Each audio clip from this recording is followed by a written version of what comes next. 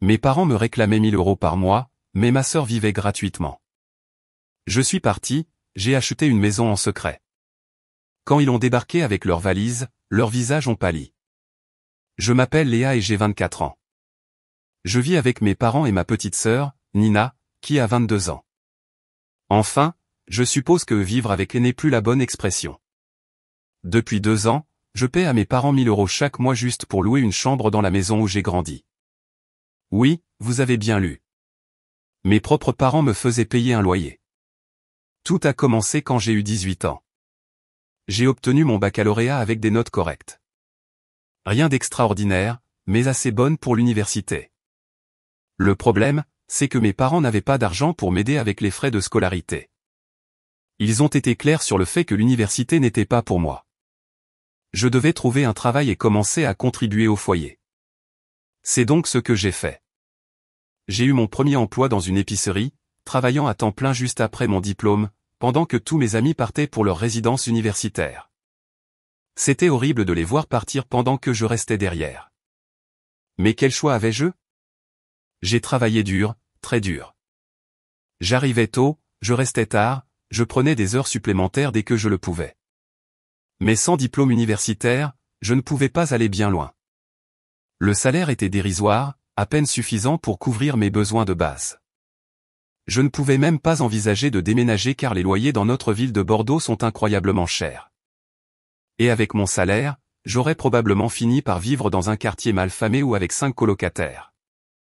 Puis, quand j'ai eu 20 ans, mes parents m'ont lâché une bombe. Léa, nous devons parler, a dit mon père un soir après le dîner. Maman était assise à côté de lui avec un air sérieux sur le visage. Qu'est-ce qui se passe? Ai-je demandé, bien que j'ai le pressentiment que je n'allais pas aimer ce qu'ils avaient à dire. Eh bien, tu es une adulte maintenant, et tu travailles depuis 2 ans, a commencé maman. Nous pensons qu'il est temps que tu commences à payer ta juste part ici.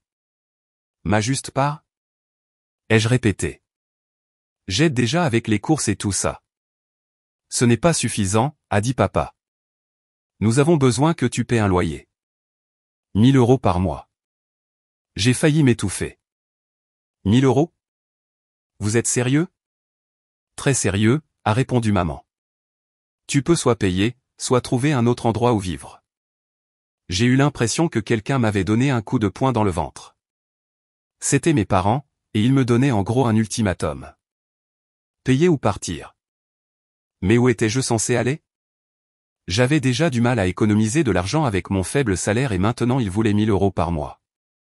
Mais maman, j'ai à peine les moyens, ai-je commencé à protester. C'est ton problème à résoudre, m'a-t-elle coupé. Tu es une adulte, Léa. Il est temps d'agir en tant que telle. Alors, j'ai accepté. Que pouvais-je faire d'autre? Je ne pouvais pas me permettre de déménager, et je ne pouvais certainement pas me permettre d'être sans abri. J'ai commencé à leur payer 1 000 € chaque mois, ce qui signifiait qu'il ne me restait presque plus rien pour moi. Mais ce n'était pas tout. Oh non, ce n'était que le début. Très vite, mes parents ont commencé à me demander de l'argent pour d'autres choses aussi. Comme quand je rentrais du travail, épuisé, attendant avec impatience le dîner, pour trouver un réfrigérateur vide. Léa, peux-tu prendre des courses en rentrant demain? Demandait maman. Et tiens, prends de l'argent pour ça. Sauf que l'argent qu'elle me donnait était toujours mon propre argent que je venais de leur payer pour le loyer. Puis il y a eu la facture Internet. La télévision par câble, Netflix, Spotify, Amazon Prime, et j'en passe. Tout à mon nom, tout payé par mois, pour des services que j'avais à peine le temps d'utiliser parce que je travaillais tellement. Pendant ce temps, ma sœur Nina menait la grande vie. Pas de travail, pas de responsabilité, pas de paiement à qui que ce soit. Elle dormait jusqu'à midi, traînait avec des amis toute la journée, rentrait quand elle en avait envie. Et quand j'en ai finalement eu assez pour demander à maman à ce sujet, sa réponse m'a donné envie de crier. Nina est encore en train de se chercher, Léa. Elle n'a pas encore trouvé sa place dans la vie comme toi. Tout est stable pour toi, mais Nina a besoin de notre soutien en ce moment. Stable. J'avais envie de rire. Travailler dans un boulot sans avenir et payer le loyer à mes parents sans qu'il me reste d'argent pour autre chose, c'était leur définition de stable. Mais pourquoi dois-je payer un loyer et pas elle? Ai-je demandé. Parce que tu as un travail et un revenu, a dit maman comme si c'était la chose la plus évidente au monde. Nina est encore en train de comprendre les choses. J'ai mordu ma langue et je n'ai pas dit ce que je voulais vraiment dire. Que peut-être que s'ils arrêtaient de materner Nina et la faisaient réellement trouver un travail, elle comprendrait les choses très vite. Mais je savais qu'il ne servait à rien de discuter. Le pire, c'était la façon dont ils me traitaient quand j'étais malade. Le mois dernier, j'ai attrapé une très mauvaise otite. Une otite moyenne, a dit le médecin. J'avais très mal, j'entendais à peine de l'oreille gauche et j'avais des vertiges tout le temps. Quand j'ai dit à ma famille ce qui n'allait pas, ils ont agi comme si j'avais la peste. Ils m'ont fait mettre un masque quand je sortais de ma chambre. J'ai essayé d'expliquer que ce n'était pas contagieux, que c'était une otite, pas un rhume ou une grippe, mais ils n'ont rien voulu écouter. Donc, j'étais là, malade comme un chien, portant un masque dans ma propre maison, et devant cuisiner mes propres repas séparément parce qu'ils avaient trop peur d'être près de moi. Nina ne me regardait même pas, et papa fuyait pratiquement dans l'autre sens quand il me voyait arriver. Personne ne m'a demandé comment je me sentais. Personne ne m'a apporté de soupe ou de médicaments. Personne ne se souciait de savoir si j'allais mieux. Ils voulaient juste que je reste loin d'eux jusqu'à ce que je sois de nouveau en parfaite santé. J'ai dû m'absenter du travail parce que je pouvais à peine tenir debout, ce qui signifiait moins d'argent. J'ai dû dépenser le peu d'économies que j'avais en médicaments car je ne pouvais pas me permettre une assurance maladie. Cela signifiait que j'ai payé mon loyer avec une semaine de retard ce mois-là. Quand j'ai finalement donné l'argent à maman, elle m'a regardé avec cette expression froide. C'est un retard sérieux, Léa. Tu nous dois maintenant 1100 €. Je l'ai regardé, choqué. 1100 €? C'est 100 € de frais de retard pour une semaine. Même les usuriers ont des taux d'intérêt plus bas que vous, papa et toi. Ce sont tes problèmes, Léa, a-t-elle répondu sans sourciller. Tu dois toujours payer à temps. Une grosse amende te motivera à ne pas manquer le prochain paiement. De cette façon, tu apprendras à planifier ton budget. Je voulais lui rappeler que j'avais dû dépenser de l'argent en médicaments parce que je n'en avais pas assez pour une assurance. Je voulais lui dire que lorsque j'avais informé ma famille que j'avais une otite moyenne, personne ne m'avait pris au sérieux. Personne ne s'était occupé de moi. Personne ne s'était même intéressé à mon bien-être. Au lieu de cela, il m'avait traité comme une pestiférée et m'avait fait manger séparément dans ma chambre. Mais j'ai simplement donné les 100 € supplémentaires. J'ai commencé à penser à partager un appartement avec quelqu'un d'autre. J'ai demandé à des amis et des collègues s'ils avaient besoin d'un colocataire pour diviser les frais de loyer. J'ai même regardé les options de location les moins chères, même si elles étaient de l'autre côté de Bordeaux, mais elles étaient encore trop chères pour moi. Puis un jour, après le travail, je me suis arrêté à la station-service comme je le fais toujours pour prendre une boisson. La femme derrière le comptoir était une dame plus âgée, peut-être dans la soixantaine, et elle semblait vraiment heureuse de quelque chose. « Salut ma chérie, tu veux un billet de loterie ?» m'a-t-elle demandé avec un grand sourire. J'ai secoué la tête. Non, je ne suis pas vraiment une personne chanceuse. Je n'en ai jamais acheté auparavant. Oh, allez, a-t-elle dit, toujours souriante. J'ai une main chanceuse aujourd'hui. Ma fille vient de donner naissance à une magnifique petite fille ce matin, et tu sais comment ils l'ont appelée? Comment? Ai-je demandé, sans vraiment m'en soucier, mais en essayant d'être poli. Léa. Comment tu t'appelles, ma puce? J'étais surprise. En fait, je m'appelle Léa aussi. Ses yeux se sont illuminés comme un matin de Noël. Tu vois, ce n'est pas juste une coïncidence. C'est un signe du ciel. Tu dois absolument acheter un billet de loterie maintenant. C'est seulement 2 €, et je te le dis, c'est ton jour. J'ai regardé les 2 billets d'1 € froissés dans mon portefeuille. 2 €, c'était de l'argent que je ne pouvais vraiment pas me permettre de gaspiller. J'avais déjà du mal à économiser quoi que ce soit après avoir payé à mes parents leur loyer et leurs frais ridicules. Mais quelque chose dans l'enthousiasme de cette femme m'a touché. Peut-être que c'était parce que j'étais si désespéré que quelque chose, n'importe quoi, change dans ma vie. D'accord, ai-je dit en lui tendant l'argent. Mais quand je ne gagnerai rien, ce sera de ta faute. Elle a ri et m'a tendu le billet. Ne t'inquiète pas, ma chérie. Tu vas gagner 1 million d'euros. Je le sens. J'ai fourré le billet dans mon sac à main et je l'ai complètement oublié. 2 semaines ont passé et je gérais les problèmes habituels à la maison. Maman qui demandait de l'argent pour les courses. Nina qui laissait de la vaisselle sale partout pour que je la nettoie. Papa qui agissait comme si je n'existais pas, sauf quand il avait besoin de quelque chose. Puis un soir, je nettoyais mon sac à main et j'ai trouvé le billet de loterie. Je me suis dit que je pourrais aussi bien vérifier les numéros en ligne, juste pour confirmer ce que je savais déjà, que j'avais gaspillé 2 euros. J'ai ouvert le site de la loterie sur mon téléphone et j'ai commencé à comparer les numéros. Le premier numéro correspondait. D'accord, c'était bizarre. Le deuxième numéro correspondait aussi. Au troisième numéro correspondant, ma main a commencé à trembler. Les 6 numéros correspondaient. Tous sans exception. J'ai regardé l'écran, convaincu que je lisais mal. J'ai vérifié à nouveau le billet, puis le site web, puis le billet. Les numéros étaient définitivement les mêmes. Selon le site web, j'avais gagné 5 millions d'euros. Je suis resté assis sur mon lit, tenant ce petit bout de papier qui valait apparemment plus d'argent que je ne pouvais même l'imaginer. Mon premier instinct a été de courir en bas et de crier la nouvelle à tout le monde. Je voulais le crier sur les toits, appeler tous ceux que je connaissais, peut-être même appeler cette gentille dame de la station-service. Mais je me suis arrêté. Et si mes parents le découvraient? Ils me saignaient déjà à blanc pour 1 000 euros par mois plus toutes leurs autres dépenses. S'ils savaient que j'avais des millions, ils exigeraient probablement que je leur donne tout. Ils diraient que je leur devais pour m'avoir élevé ou que la famille partage tout ou un autre moyen de me faire culpabiliser. Pas question. Je n'allais parler de ça à personne. Pas encore. J'ai passé les heures suivantes sur mon ordinateur portable à rechercher ce que les gagnants de loterie devraient faire. Chaque article disait les mêmes choses. Ne dépensez pas l'argent pour des bêtises. N'achetez pas d'articles de luxe tout de suite. Et surtout, ne parlez pas de vos gains aux gens. Apparemment, beaucoup de gagnants de loterie finissent ruinés parce qu'ils prennent de mauvaises décisions ou parce que des gens sortent de nulle part pour demander de l'argent. Les articles recommandaient également de prendre un conseiller financier. C'est donc ce que j'ai fait. J'en ai trouvé un spécialisé dans les gagnants de loterie et j'ai pris rendez-vous pour le lendemain. Le conseiller financier, Monsieur Martin, était un homme calme et professionnel qui n'a même pas eu l'air surpris quand je lui ai dit que j'avais gagné 5 millions. Il m'a expliqué toutes les questions fiscales auxquelles j'aurais à faire face, ce qui était bien plus compliqué que ce à quoi je m'attendais.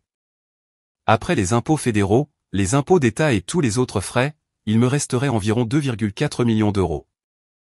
C'était toujours beaucoup d'argent, évidemment, mais pas autant que je l'avais pensé au départ. Mon conseil, a dit Monsieur Martin, c'est d'être très prudente dans la gestion de tout ça. Ne faites aucun achat majeur tout de suite. Ne le dites aux gens que si c'est absolument nécessaire. Et quoi que vous fassiez, ne laissez personne vous pousser à leur donner de l'argent juste parce que vous en avez maintenant. Cette dernière partie a vraiment résonné en moi, compte tenu de ma situation de vie actuelle. J'ai ouvert un nouveau compte en banque dans une banque complètement différente, une dont mes parents n'avaient jamais entendu parler. Je ne voulais pas qu'ils découvrent accidentellement l'argent s'ils voyaient un relevé de compte ou quelque chose du genre. La semaine suivante, j'ai commencé à chercher des appartements dans un autre quartier de Bordeaux. Rien de trop chic. Monsieur Martin m'avait mis en garde contre le fait de m'emballer, mais quelque chose de joli et propre dans un quartier sûr. J'ai trouvé un T2 parfait à environ 20 minutes de mon ancien travail. J'ai commencé à déménager lentement mes affaires de la maison de mes parents. Quelque chose par-ci, par-là, rien de trop évident. J'emportais un sac de vêtements au travail avec moi et je le déposais au nouvel appartement pendant ma pause déjeuner. Finalement, après environ une semaine à sortir des affaires en douce, ma chambre était presque vide. Pourtant, personne n'a rien dit. Personne n'a demandé où étaient passées mes affaires, pourquoi ma chambre avait l'air différente, rien. C'était comme s'ils savaient à peine que j'existais, sauf quand ils avaient besoin d'argent. Puis est venu le jour où j'ai décidé de passer à l'action. Au lieu de rentrer à la maison après le travail, je suis allé directement à mon nouvel appartement. J'étais enfin libre. Cette première nuit dans mon nouvel appartement était incroyable. Je me suis assis sur mon canapé, mon propre canapé, dans mon propre logement, et j'ai simplement savouré le silence. Pas de Nina qui mettait la musique à fond. Pas de papa qui criait après la télé. Pas de maman qui me demandait de l'argent toutes les 5 minutes, juste la paix. Vers 20h ce soir-là, mon téléphone a vibré avec un SMS de maman. Il n'y a rien à manger à la maison. Achète-nous nos plats préférés dans un restaurant italien. J'ai fixé ce message pendant un long moment. Pendant 2 ans, j'avais reçu des SMS comme celui-ci constamment. Lâche tout et achète-leur à manger. Paie cet abonnement. Couvre cette facture. Toujours des exigences, jamais de demande, et certainement jamais de s'il te plaît ou de merci.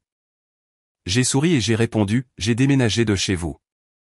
Je ne vous paierai plus le loyer de la chambre. Internet et tous les autres abonnements à mon nom seront désactivés d'ici 24 heures. J'ai appuyé sur envoyer et j'ai immédiatement mis mon téléphone en mode silencieux. En quelques minutes, mon téléphone s'est allumé avec des appels de maman. Je les ai tous laissés aller sur la messagerie vocale. Après environ le 10e appel, j'ai finalement répondu. Léa, a crié maman si fort que j'ai dû tenir le téléphone loin de mon oreille. Qu'est-ce que tu crois que tu fais, bon sang? Tu ne peux pas simplement déménager sans nous le dire. Je peux et je l'ai fait, ai-je dit calmement. C'est insensé. Tu es folle. Tu penses que tu peux simplement abandonner ta famille comme ça? Je n'abandonne personne. Je ne vous paie juste plus de loyer. Tu reviendras, a-t-elle dit, sa voix devenant plus méchante. Tu reviendras en rampant d'ici une semaine parce que tu ne peux pas te permettre de vivre seul. Tu n'as pas assez d'argent pour survivre sans nous. J'ai failli rire. Si seulement elle savait. On verra bien. J'ai raccroché et j'ai immédiatement bloqué son numéro. Puis j'ai bloqué le numéro de papa et celui de Nina aussi. J'en avais fini avec eux tous. Les jours suivants ont été incroyables. Je me réveillais quand je voulais. Je mangeais ce que je voulais. Je regardais la télé sans que personne ne se plaigne de mes choix. Je vivais enfin comme une adulte normale au lieu d'une prisonnière payant un loyer à ses ravisseurs. Je suis retourné voir Monsieur Martin pour parler de ce qu'il fallait faire de mon argent à long terme. Il a suggéré de mettre la majeure partie sur un compte épargne à taux d'intérêt élevé et peut-être quelques investissements conservateurs. N'achetez rien de trop cher tout de suite, m'a-t-il de nouveau mis en garde. Beaucoup de gagnants de loterie deviennent fous et achètent d'immenses manoirs qu'ils ne peuvent pas entretenir. Les impôts fonciers et les frais d'entretien peuvent dévorer votre argent plus vite que vous ne le pensez. Mais j'ai quand même décidé d'acheter une maison.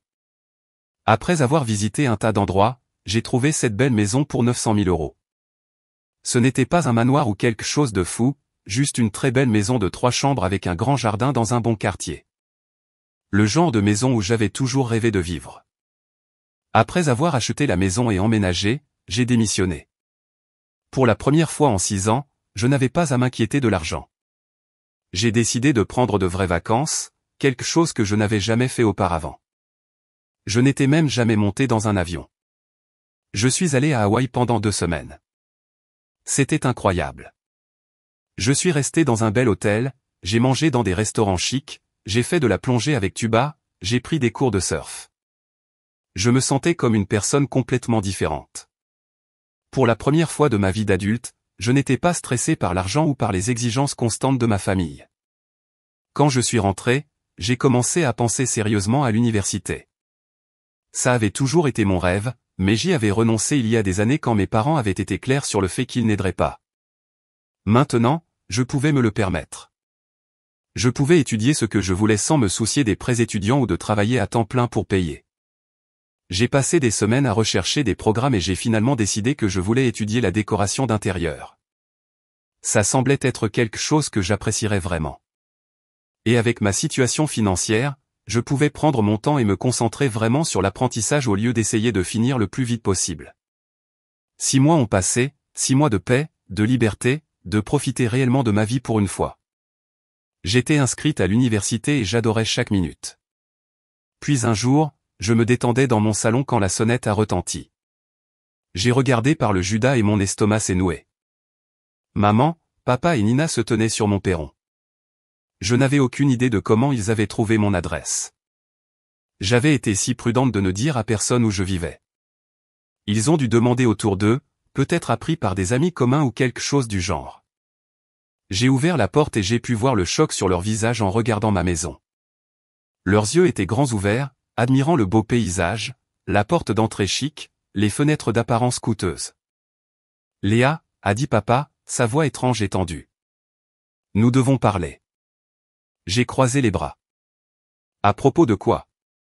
Comment as-tu pu te payer tout ça? A lâché Nina, regardant par-dessus mon épaule à l'intérieur de la maison. Cet endroit a dû coûter une fortune.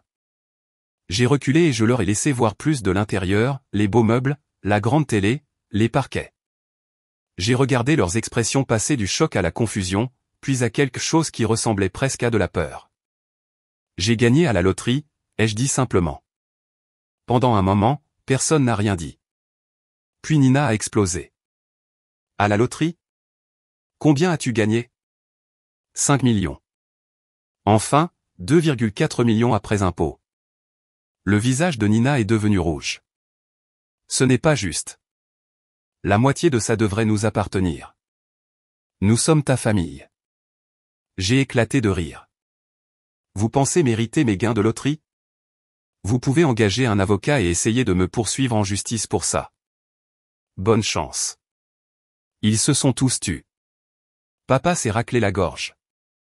Léa, nous avons de gros problèmes. Après ton départ, c'est devenu très difficile pour nous de payer l'hypothèque. Nous avons aussi beaucoup d'autres dépenses. Et même si Nina a finalement trouvé un travail, nous n'avons toujours pas assez d'argent pour tout couvrir. Maman s'est avancée. La banque va nous prendre notre maison. Nous ne pouvons plus faire les paiements. Elle a fait une pause, l'air embarrassé mais déterminé. Nous avons décidé d'emménager avec toi, en famille. Il y a plein de place ici pour tout le monde. Je les ai regardés pendant un long moment, puis j'ai souri. Bien sûr, ai-je dit. Chacun de vous me paie 1000 € de loyer par mois, plus 100 € de frais de retard pour chaque semaine de retard de paiement. L'expression sur leur visage était impayable. Ils sont restés tous les trois là, la bouche bée, comme s'ils ne pouvaient pas croire ce que je venais de dire. Nina a été la première à craquer. C'est insensé. Tu ne peux pas faire payer un loyer à ta propre famille. Ce n'est pas normal. Ce n'est pas normal? Ai-je ri. Vraiment? Parce que vous sembliez penser que c'était parfaitement normal quand vous me le faisiez payer. C'était différent, a sèchement répondu maman. Tu vivais dans notre maison. Et maintenant vous voulez vivre dans ma maison, alors quelle est la différence? La différence, c'est que nous sommes tes parents, a dit papa, sa voix s'élevant. Et elle est ta sœur. La famille ne fait pas payer la famille. C'est drôle comme cette règle ne s'applique que lorsque c'est vous qui avez besoin d'aide, ai-je dit. Où était toute cette loyauté familiale quand j'étais malade et que vous m'avez fait porter un masque et manger seul? Où était-elle quand vous m'avez facturé 100 € de frais de retard pour avoir payé le loyer une semaine en retard parce que je devais acheter des médicaments? Ils ont tous commencé à parler en même temps, criant que j'étais cruel et sans cœur, et que ce n'était pas la personne que j'étais censé être. Nina hurlait que je me vengeais d'eux, que j'étais une personne horrible. Ce n'est pas de la vengeance, ai-je dit quand ils ont finalement arrêté de crier. C'est la justice. Je vous traite exactement comme vous m'avez traité. Maman a essayé une autre approche. Léa, s'il te plaît. Nous t'avons élevé. Nous t'avons nourri. Nous t'avons mise à l'abri pendant 18 ans. Est-ce que ça ne compte pas pour quelque chose? Ça aurait compté pour quelque chose si vous aviez continué à me traiter comme un membre de la famille après mes 18 ans. Mais au lieu de ça, vous m'avez transformé en locataire, en vache à lait. C'est donc comme ça que je vous traite maintenant. Si tu ne nous laisses pas emménager, nous perdrons tout, a dit papa désespérément. Nous serons sans abri. Alors je suppose que vous vous débrouillerez, tout comme vous vous attendiez à ce que je me débrouille quand vous m'avez donné cet ultimatum il y a 4 ans. Le visage de maman est devenu laid. Très bien. Tu veux être égoïste? Je vais m'assurer que tout le monde sache quel genre de fille tu es vraiment. Tous nos parents, tous nos amis, tout le monde saura que tu as abandonné ta famille quand nous avions le plus besoin de toi. J'ai haussé les épaules. Vas-y, dis-le à qui tu veux. Je m'en fiche vraiment maintenant. Et je le pensais. Pour la première fois de ma vie, je me fichais vraiment de ce qu'ils pensaient ou de ce qu'ils disaient aux gens sur moi. Leur opinion ne signifiait plus rien pour moi. Ils sont partis après ça, se disputant et se plaignant toujours. Mais ils sont partis. Je les ai regardés marcher vers leur vieille voiture cabossée et s'en aller. Puis j'ai fermé la porte et je suis retourné à ma vie. Un mois plus tard, j'ai appris par un ami commun qu'ils avaient perdu leur maison. La banque l'avait saisie, exactement comme ils avaient dit que ça arriverait. Apparemment, ils vivaient maintenant dans un minuscule appartement de l'autre côté de Bordeaux, et tous les trois avaient dû trouver des emplois à temps plein pour joindre les deux bouts. Je me suis senti mal pendant environ 5 secondes, puis je me suis souvenu de la façon dont ils m'avaient traité pendant des années, et le sentiment est passé. D'autres membres de la famille ont commencé à m'appeler après ça, essayant de me faire culpabiliser pour que j'aide mes parents et Nina. Ils disaient des choses comme « Mais c'est ta famille et tu as tellement d'argent maintenant. Pourquoi ne peux-tu pas partager ?»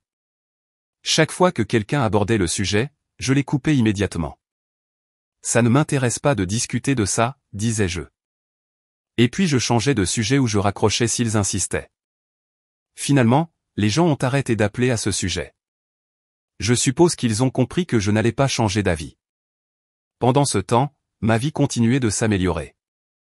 L'université était incroyable. J'étudiais la décoration d'intérieur à temps plein et j'adorais ça. Mes professeurs étaient géniaux, mes camarades de classe étaient cool, et pour la première fois, je pouvais me concentrer complètement sur l'apprentissage au lieu de m'inquiéter de payer des factures. J'ai aussi commencé à faire du bénévolat pendant mon temps libre. J'aidais dans un refuge pour sans-abri le week-end, je servais des repas et je triais les dons. Ça faisait du bien d'aider des gens qui étaient réellement dans le besoin, des gens qui étaient reconnaissants de l'aide au lieu de l'exiger comme si elle leur était due. J'ai aussi commencé à soutenir plusieurs fondations caritatives. Rien de fou, mais je pouvais me permettre de donner de l'argent à des causes qui me tenaient à cœur, des refuges pour animaux, des programmes qui aidaient les jeunes à accéder à l'université, des organisations qui fournissaient des soins médicaux gratuits aux personnes qui ne pouvaient pas se le permettre. C'était étrange de voir à quel point il était plus gratifiant de donner de l'argent à des étrangers qui en avaient besoin que ça ne l'avait jamais été de donner de l'argent à ma famille qui ne faisait que l'exiger. Parfois, je me demandais si j'étais trop dur. Peut-être que j'aurais dû les aider au moins un peu. C'était ma famille après tout. Mais ensuite, je me souvenais de la façon dont ils m'avaient traité quand j'étais malade. Comment ils m'avaient facturé ces frais de retard ridicules. Comment ils ne m'avaient jamais demandé une seule fois si j'allais bien ou si j'avais besoin de quelque chose. Comment ils avaient fait passer le confort de Nina avant ma dignité la plus élémentaire. Et je me rappelais qu'ils ne m'aimaient pas. Ils aimaient mon argent. La seule fois où ils s'étaient présentés à ma porte, c'était quand ils avaient besoin de quelque chose de moi. Si je n'avais jamais gagné à la loterie, ils auraient probablement été parfaitement heureux de continuer à me saigner à blanc pour le reste de ma vie. Une vraie famille ne se traite pas de cette façon. Une vraie famille se soucie les uns des autres, se soutient, n'exploite pas les autres pour de l'argent. J'étais mieux sans eux. Aujourd'hui, je suis plus heureuse que je ne l'ai jamais été. Je suis en 3e année d'université, j'obtiens d'excellentes notes et j'adore ce que j'étudie.